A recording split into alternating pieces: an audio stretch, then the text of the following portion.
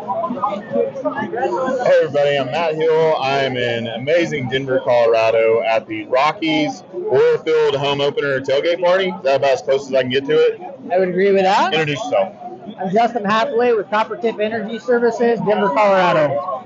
The reason I'm interviewing Justin, he has a lot of great information. Thanks for walking in front of the camera. Whenever I come to Denver, I always meet amazing people who are part of oil and gas. And you guys have fought really hard just to keep our industry alive here, more than most, other areas of the country. And for us in Oklahoma, we constantly keep an eye on what you guys are doing or have, how your political climate is affecting your operations. So where do you guys see yourselves right now and maybe in a few years? It's a tough challenge. We got an election up this year. We're hoping things are going to kind of change pace. Everybody is paying the price at the pump right now. They're kind of seeing how that formatted. Last year, there was some vandalism done to a pipeline in Colorado. And those people didn't have natural gas. They couldn't cook. They couldn't eat. And so they kind of got to learn a little bit how important that is to them. Colorado's a tough battle. Our group, we all work close together. We all advocate for the industry. We've been working on a deal called the Truth in Energy Statement. Many of you are familiar. You get a credit card bill in the month.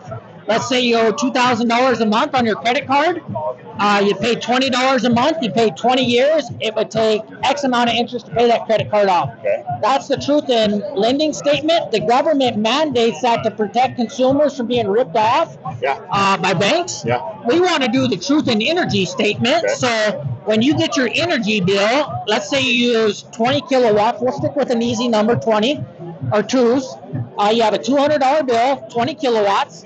If we use coal power, it would cost X amount of dollars. If we use oil and gas industry to power that boiler, it would cost X amount. And if we use solar, it would cost X amount, and wind X amount. We want to get that on the ballot to make energy companies be transparent and provide to the customer the truth in energy, so you know the truth of what's going on in your world and what you're paying for. I really love that idea, and I really hope that people would get behind that. I would agree. And I can't take the fame for this. Listen, that covers everybody that either loves oil and gas or may not. But that covers everybody, so that you can make sure that your energy comes from where you want it, and you can go fight and advocate for your energy versus ours, or you can find out that all energy is good energy, right? Yes, and we need all energy. Like, we're not against it, the other side, but we feel that people deserve to know the truth, and until they can see the proof in the pudding and they can see the financials in front of them, they just don't know. Yeah. And I can't take the fame for this. DRW, Breezy, Bill Cannon, me. We've got a good group working together. We're working to get a lot of amazing oil and gas advocacy groups here. And we're working on an initiative to get it on the ballot, to give the truth to the people, because they deserve to know. I don't see how that's not a winning idea for everyone. I would agree with that. And that will level the playing field. People can then look at where real energy costs come from and where they're paying the most. And man, is this the most efficient use of my resources for our government to utilize? And I want my money going to efficiencies so that the rest of the money can go to education, roads, the infrastructure. So, hey, it may turn out that, their alternative energies win throughout the years, but right now it's oil and gas. Right? I would agree. And we're going to need X amount of years to build the infrastructure for the other side to work. We want them as well, but it's going to take a while to get there. Oil and gas has been here 100 years. It's plentiful. It's resourceful. We have lots of it. We're going to have to use it for X amount of time until we can get some of that other infrastructure built. Yeah. So you're hanging out Copper Tip today? Yeah. What all does Copper Tip do? Copper Tip is in the nitrogen business for turnarounds, shutdowns, downhole, and we do coil tubing. Nice. We're in North Dakota, Casper, Wyoming, Denver, Colorado, Corpus Christi, Texas, Lake Charles, and Houston. Oh, you guys are everywhere. That's great. Yeah. Justin, how do people get a hold of you? They can look us up at coppertipenergy.com.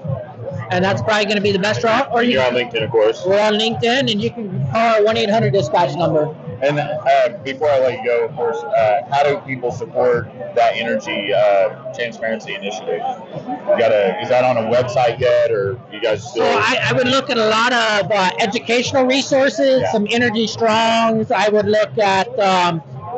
I would just Google, and I would educate yourself. Wow. I would educate yourself. Yeah, I'm going to get Dustin Case here in a minute, too. Yeah, Dustin's a great guy. Jack Howman, there's a handful of us good Denver guys. We're really working hard to advocate for the public. Yeah, well, I strongly recommend everybody come up here and come on, everybody. It's okay. Come out today. Come out to the amazing tailgate party for oil and gas. Support Denver and all the struggles that the guys up here are facing for really as an experimental, testing ground for the rest of the world. I agree. We really work hard for you people. We volunteer a lot. It's our way of giving philanthropy, educating the world, and making it a better place for all of us, for our families, our kids. Thank you. That's the goal. Appreciate you. Appreciate That's what you. we do, man. We'll see you next time. Hey, guys. Take care. God bless everybody.